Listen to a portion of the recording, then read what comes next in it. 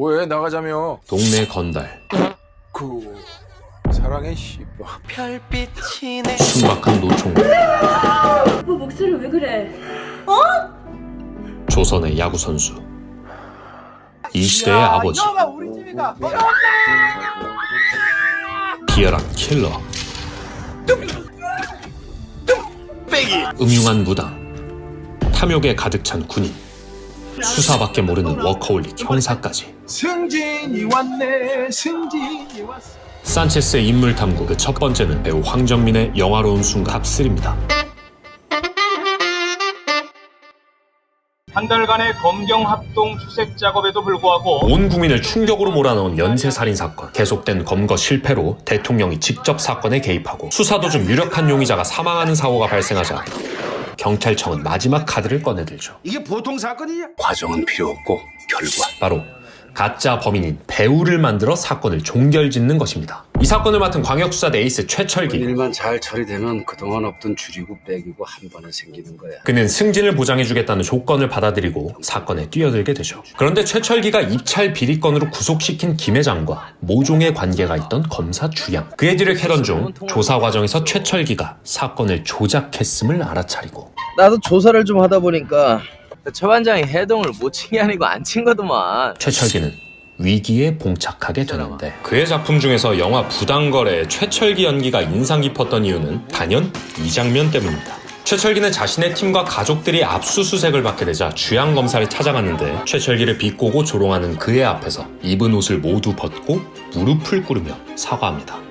중절 제쳤습니다. 이 장면에서 황정민 배우는 주변 사람들을 보호하고 싶은 인간 최철기와 경찰로서 자부심을 가져왔던 형사 최철기의 만감이 교차하는 순간을 기가 막히게 캐치하고 표현해냅니다. 검사님 기분 좀 풀어드린다고 해서.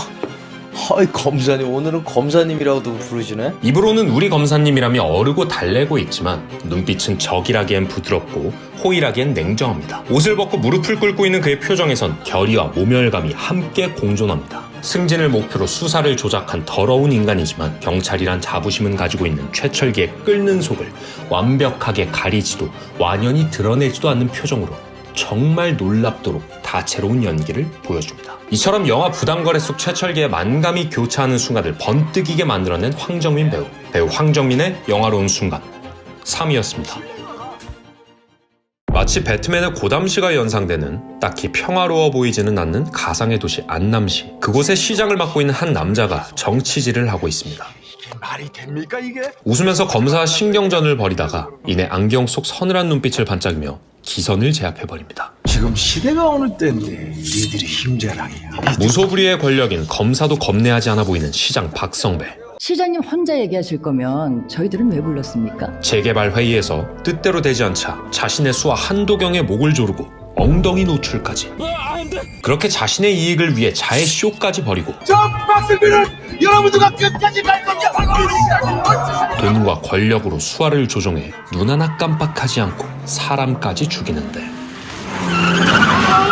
죽은 거야? 그의 작품 중에서 영화 아수라의 박성배 연기가 인상 깊었던 이유는 한국 영화에 수많은 악역들이 존재해왔지만 그들이 명함도 꺼내지 못할 만큼 정말 독보적인 악인이자 사이코패스 악역을 표현했기 때문입니다. 아수라에서 황정민 배우는 자신의 악행이 드러나 시장직에서 잘리거나 교도소에 가지 않기 위해서 사람을 죽이고 수화를 개처럼 부리며 자신의 팔까지 서스럼 없이 자르려 하는 모습을 보여주죠. 야, 내 팔 잘라. 이처럼 극한의 이기주의 캐릭터 박성배를 소름 끼치게 연기합니다. 내 사람이 될란지 어디 한번 봅시다. 마무리는 검사님이 하세요. 마무리. 내 편이 죽든 적이 죽든 나만 아니면 돼. 피칠갑된 얼굴로 검사를 협박하는 박성배의 눈빛은 사람이 아니라 괴물을 마주하는 듯한 느낌까지 들게 하죠. 한국 영화 역사상 최고의 악역이라고 불러도 손색없는 박성배가 이끌어간 영화 아수라. 배우 황정민의 영화로운 순간 2위였습니다.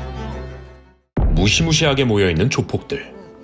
이내 협박하던 사람을 죽이고 시체를 바다에 내던집니다. 그리고 갑작스러운 교통사고와 함께 조직을 이끌던 회장이 죽고 그 때문에 넘버 2 정도로 보이는 한 빠글머리 사내가 공항에 등장하는데 진짜 이 씨부랄 이게 뭔 일이래? 우리가 생각하는 조폭의 이미지와는 다른 유쾌해 보이는 사내입니다. 기내 슬리퍼를 찍찍 끌고 브라더를 외치며 부하에게 가벼운 점프 앞차기를 날리죠. 네가 처마대 이 씨발년, 야 꽃다발이다 개새끼. 그리고 자신의 부하인 이자성을 끔찍히 아끼는 그는 이자성에게 명품 선물도 건네줍니다. 너 짝퉁이구만 뭘. 좀 이런 것 좀 사오지 좀 마 좀. 하지만 그 이자성은 잠입한 경찰이 언더커버였고 그 사실이 정청의 뒷조사를 통해 조금씩 밝혀지면서 정청은 혼란에 빠지게 되는데, 그의 작품 중에서 영화 신세계의 정청 연기가 인상 깊었던 이유는 가벼워 보이는 겉모습과 달리 필요할 때는 엄청나게 냉정하고 잔인해지는 인물을 정말 입체적으로 표현함으로써 영화를 이끌고 나갔기 때문입니다.